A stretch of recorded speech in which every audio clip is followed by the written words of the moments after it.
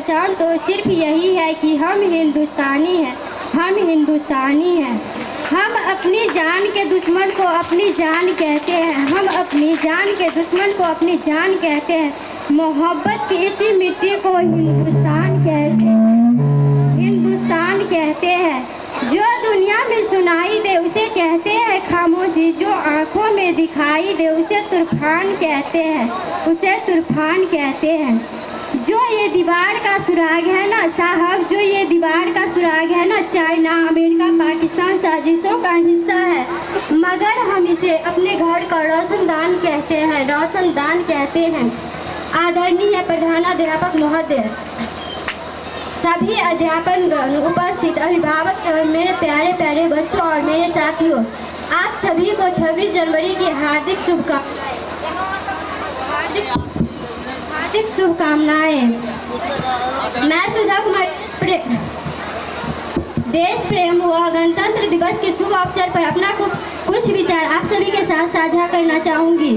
जैसे कि हम सभी जानते हैं कि आज 26 जनवरी है और हम सभी यहाँ अपने देश का 75वां गणतंत्र दिवस मनाने के लिए उपस्थित है।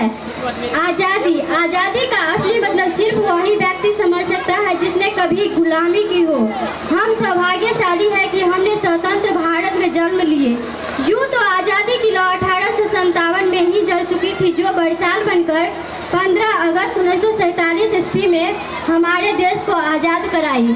तब भारत का संविधान 26 जनवरी 1950 ईस्वी को लागू हुआ। तब से हर साल हम लोग 26 जनवरी को गणतंत्र दिवस मनाते हैं। हमारे देश का संविधान विश्व का सबसे बड़ा लिखित संविधान है और डॉक्टर भीमराव अंबेडकर को हमारे संविधान का जनक कहा जाता है। प्राचीन, मध्यकालीन और वर्तमान भारत के उदाहरणों से स्पष्ट करना चाहूँगी कि जब हम फिरंगियों के फेरे में फंस गए थे तो रंग दे बसंती चोला के एक आवाज़ पर टोले के टोले उमड़ आते थे और उनके वंदे मातरम के नारों से खून में आने वाले व्यक्ति 5-5 डिग्री का तूफान, अंग्रेजी शासकों के जड़ों में तूफान ला देता था। लोग मर जाते थे, मिट जाते थे, फांसी चढ़ जाते थे, वो भी देशभक्ति साबित कर रहे होते थे, क्योंकि ये उस दौर की देशभक्ति की कसौटी थी। उसके बाद 62, 65, 78 के युद्धों में अपना सुहाग गंवा देने वाली औरत जब घर के हालात ये हो जाया करती थी तो कहती है, प्यार भी भरपूर गया, मांग का सिंदूर गया, नन्हे नौनिहालों की नंगूटियाँ चली गई, छोटी छोटी बेटियों की चोटियाँ चली गई, बाप की कमाई गई, भाई की पढ़ाई गई।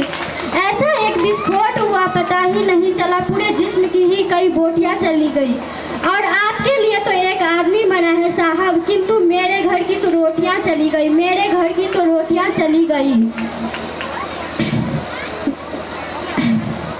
ऐसे हालात हो जाने के बावजूद भी एक माँ अपने बेटे को सरहद पर दुश्मनों को धज्जियां उड़ाने के लिए भेज देती थी और उसे पत्र लिखाकर ये कहती थी, अम्मा ने खत लिखा है बड़े हिच्चाओं से, पुत्र मेरे ना घबरा जाना, 1 इंच भी पीछे ना हटना, चाहे इंच इंच कट जाना, चाहे इंच इंच कट जाना।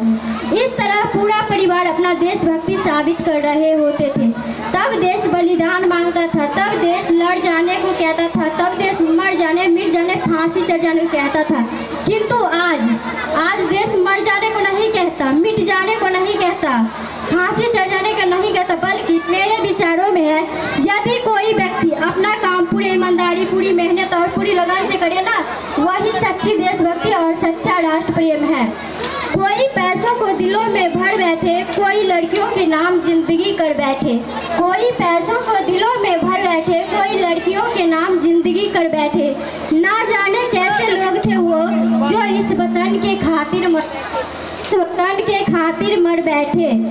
आज के इस दौर में वो युवा जिनके ऊपर जिम्मेदारी थी अपने देश, अपने समाज, अपने राष्ट्र के आशाओं को बांधे रखने की, वही युवा अब 4 बाई 4 इंच की छोटी सी कोमल उंगलियों की घर्षण मात्र से अपनी भावनाओं का इमोजी भेज रहा है। फेसबुक पर सेल्फियों को लाइक बढ़ाने में लगे हुए यही युवाओं ने भारत का भविष्य तबाह कर रखा है।